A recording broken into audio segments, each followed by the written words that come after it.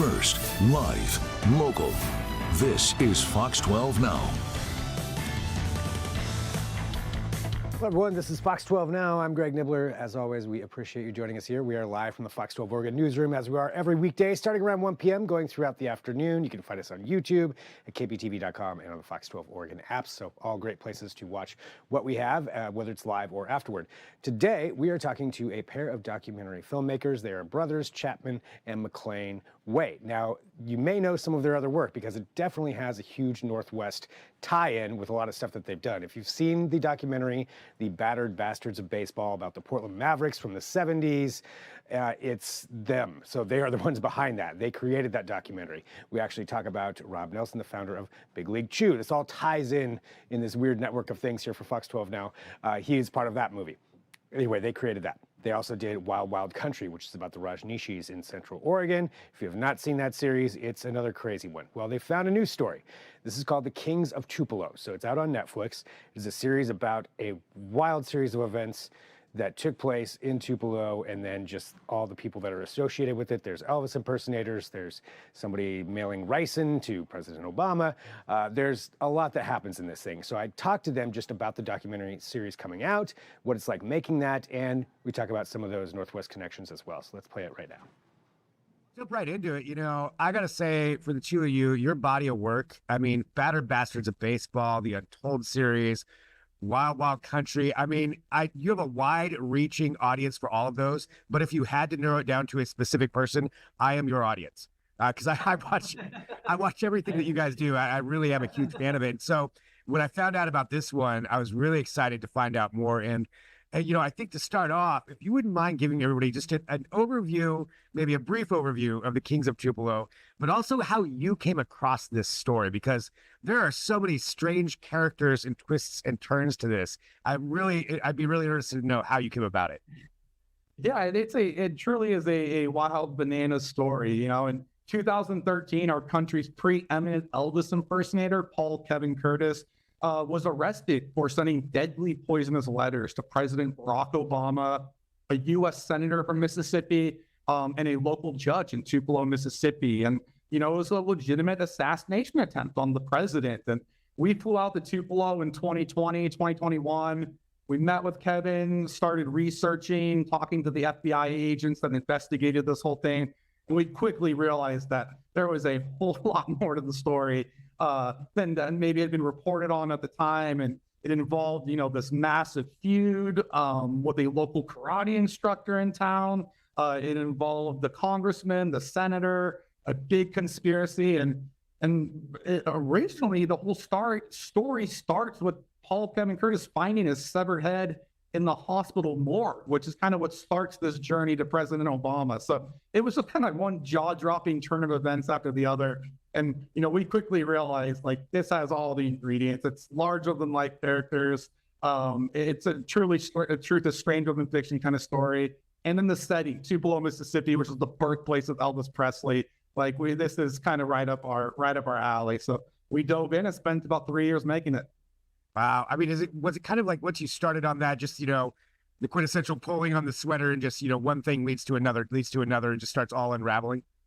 Yeah, that was almost our personal experience, because I remember, like, the first time we came to Tupelo, like Chapman mentioned, it's birthplace of Elvis, but that's really all I knew about it. And it's a relatively small town, you know.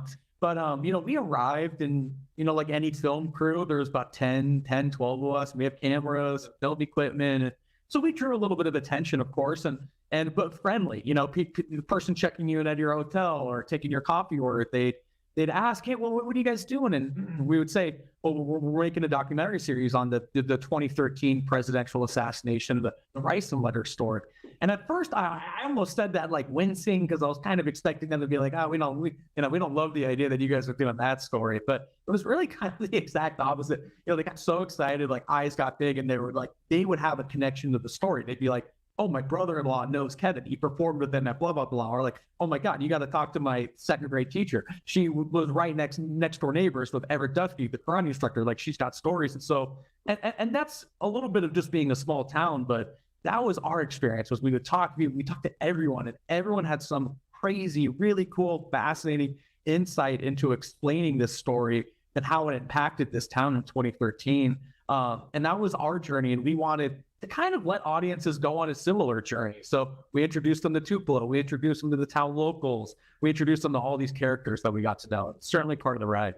I mean, that's got to be interesting just from, filmmakers of your style too. I mean, doing a documentary, because you probably don't know exactly where you may have an outline, but as you're finding the stuff as you go, has that been typical? Have you found that people are willing and excited to talk to you when you show up with the camera crew like they were in Tupelo, or has it been different?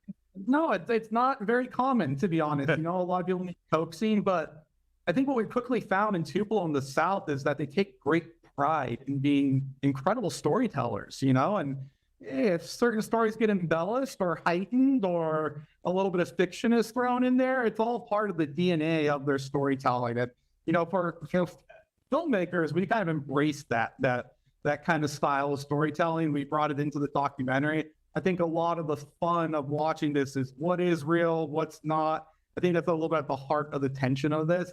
It made it difficult to tell because, how do you investigate some of this stuff but I think it just is all part of the ingredients that kind of makes it like a really fun roller coaster ride.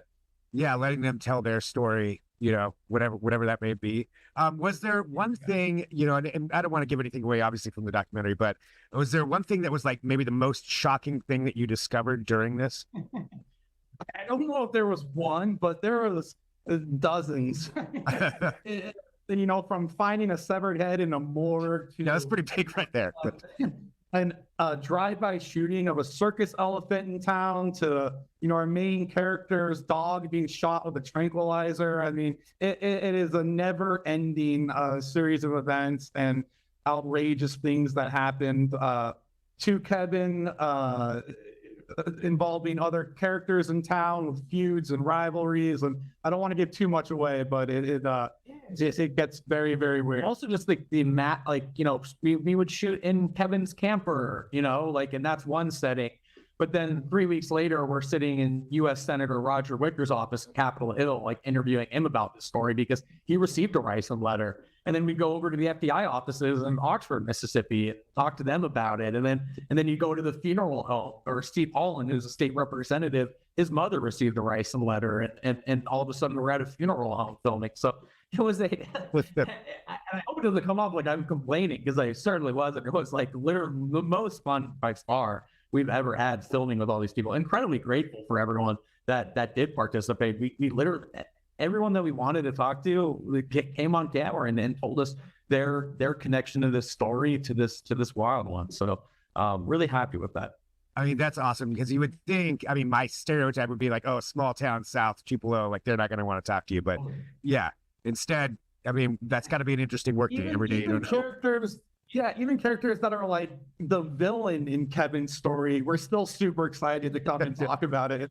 I kind of loved that it was more important to them to be a part of this crazy story. That was more fun for them than who cares if I'm the villain or not. Let me tell my story and join the circus, so to speak. So I feel like they kind of adopted us there in Tupelo. We got to know everyone, and like Max said, it was just actually a really, really fun filming experience. That's so cool. A final question here that I have for you, obviously, with the Battered Bastards of Baseball here, I'm in Portland. And I just had Rob Nelson actually in just the other day for talk about Big League Chew. So yeah, Rob's awesome. He's still here. Yeah, he's still here. But I feel like Rob's like the unofficial mayor of Portland. Seriously, yeah. I don't. Once I met him, I'm like, oh, he knows everybody. Everybody knows Rob somehow. My Rob Nelson I'm talking from the time I was 5 years old to the time I was 17 years old.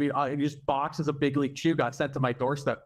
And I never really knew why. It was just some guy that my grandpa knew and told me started making Battered Bastards. And then finally the Big League Chew mystery of my life was solved. I was trying to find it right. I shouldn't be doing this live while we're on here, but from him, I still have it in my bag here. Some Big League Chew. It's great play, Brad. Did you think that would take off when you were doing that, when you were filming Battered Bastards of Baseball? Not really. It's our first documentary. We were both living at home still. We made it in our mom's back bedroom, and we were kind of just teaching ourselves as it went along. But got very fortunate. Todd Field, who was the Bat Boy and Oscar-nominated filmmaker, kind of helped us a lot. Our Uncle Kurt was a part of it, and was very fortunate. We sold it to Netflix when they first started doing original streaming. So kind of right place, right time, and kind of been working with Netflix ever since. Certainly miss Portland though. It was definitely has been our home away from home, and we're due back, no doubt about it.